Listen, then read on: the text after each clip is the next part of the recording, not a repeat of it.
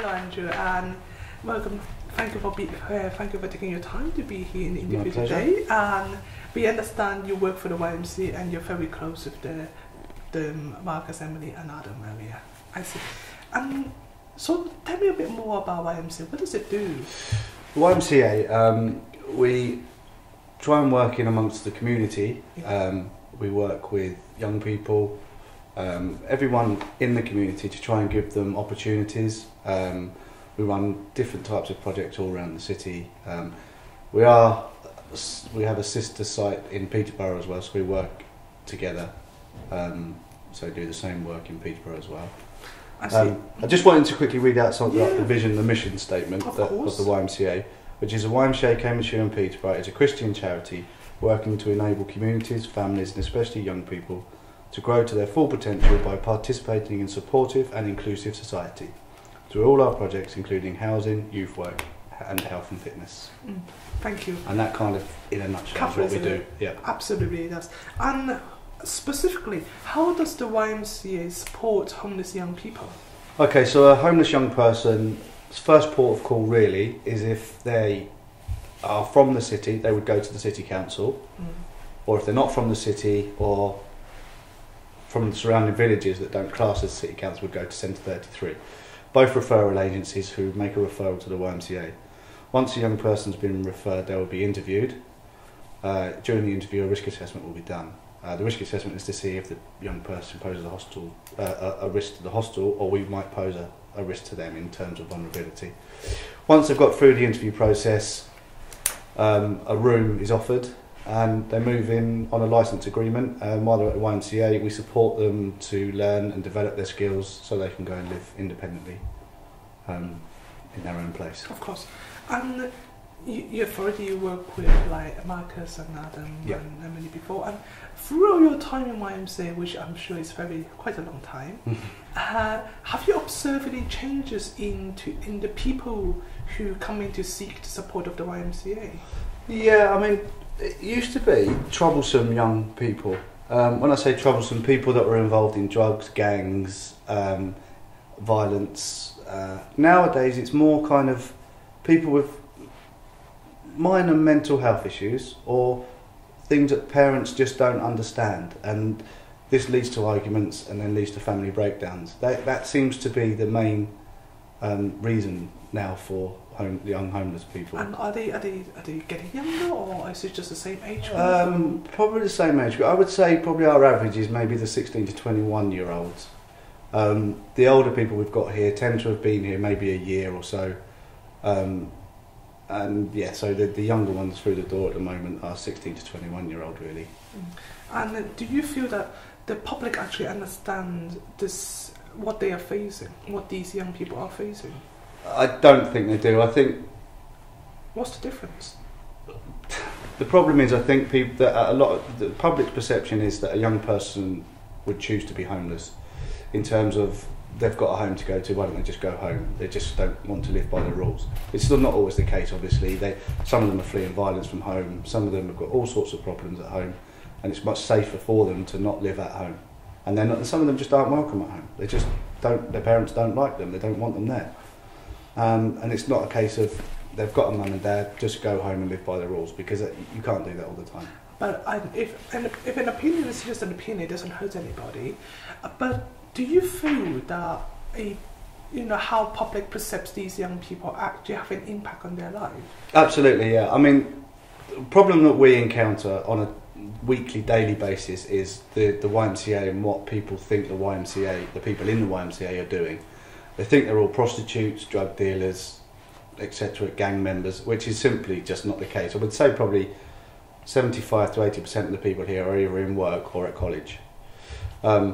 But as soon as you mention a homeless young person, you think, can't be bothered to do anything, can't be bothered to work, can't be bothered to go into education, can't be bothered to do any training. Of course there are elements that can't be bothered, but the vast majority can and do, and are very successful. And do you feel that because of this perception, these young people are not are hindered in any way, or do you feel that actually, like, this kind of public opinion, this difference between the image and the reality actually make a difference, changes the chance of them actually. You could say that, but I think not necessarily in a negative way. I know that might sound crazy, but I always say to young people who move into the YMCA, they've probably got more opportunity moving in here than they would have if they didn't move in, if that makes sense. Oh. So we've got so much more access to so many different agencies that are there to support them, which they probably wouldn't know existed had they not moved into the YMCA. So people's perception of the move into the YMCA to get an easier life or to get away from rules is just not the case. And if we could get that message across, that would be absolutely excellent. That getting people in the YMCA doesn't mean they don't abide by rules. We've got more rules than most home that they'd have at home. We've got more opportunities for them. In fact, we're looking into maybe next year to move into the YMCA. You have to engage in training or education or work. That will be part of the licence agreement. So if you're not engaging, then I'm afraid you can't live here. And taking that forward, why is it so difficult for homeless young people to pursue their career or just life in general? I'll be honest, I think their time gets... as a young people, you have to realise they're still young people, so they still want to leave a young person's life. But moving into a hostel full of other young people, full of other like-minded people, you can't... Sometimes they get caught up in that. So it's like you're almost going to... Every evening or every day is like a youth club kind of feel to start with, till reality kicks in, and then they spend most of their times either sorting out their benefits, being sanctioned by the job centre for not turning up at certain sign-ons or certain meetings. There's a lot of obstacles put in young people's way before they can actually pursue a career. And the crazy rule of if you're 21, after 21 years old, you can't attend college because you're on benefits. Now, I don't know about you, but I went back to college at 26 and did a degree. I didn't know what I wanted to do.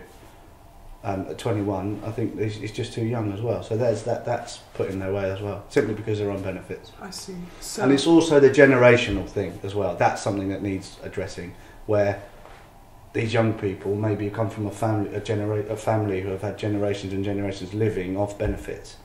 And they're told, once they turn 16, they're entitled to this benefit, and this benefit. You'll get given a house, you'll get given this, this and this. And really that's the only sort of teaching these young people have had. So we need to wipe that out of society, really, somehow. And make them work for it and make them believe that they can actually go beyond that. Yeah, aspirations, that's what we need. Absolutely. And there are people going to see this documentary. What do you think our viewers can do about how can they get involved? What can they do?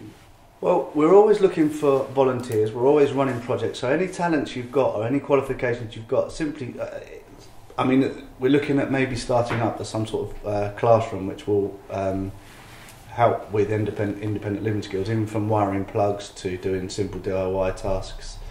Going beyond that, if you're an artist, anything that you feel that a young person could benefit for, we're always looking for volunteers, and we're more than happy to have you come into the YMCA and share your talents with the young people, and also get the young people showcasing what they can do by local companies, businesses, giving them opportunities to go into the workplace as volunteers, maybe to start with, or with some kind of work placement, and just let them show you that they are capable of working, given the opportunities. I see, yes. And finally, just that we are going to be interviewing the MP Julian Herbert and Alex Rang. And is there any question that you'd like to raise? I've got one burning question, definitely. It's the coalition's government's proposals to stop housing benefits for under 25-year-olds, and how they think that might impact young people that are homeless or living in violent households, or in fact people that are leaving prison. That is one burning question.